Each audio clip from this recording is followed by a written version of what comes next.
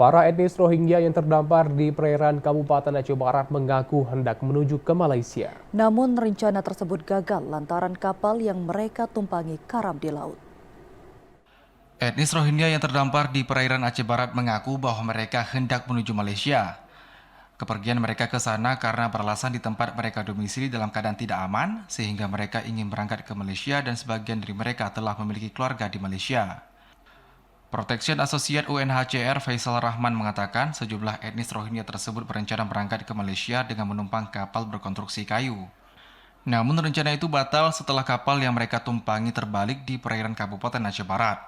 Para etnis Rohingya itu mengaku terpaksa pergi ke negara lain karena di tempat mereka tinggal dalam keadaan tidak aman dan kehidupan mereka kerap terusik. Jadi karena memang kondisi di tempat tinggal mereka sekarang itu di Myanmar dan juga di Bangladesh masih ada masalah, kondisinya tidak aman, maka mereka memilih perjalanan yang berisiko ini menjadi salah satu alternatif agar bisa berkumpul dengan keluarganya di tempat yang lain. Kalau dalam hal ini, bagi sebagian itu ada keluarganya di Malaysia. Dalam peristiwa terbaliknya kapal itu sejumlah di antara mereka hilang dan diduga telah meninggal dunia.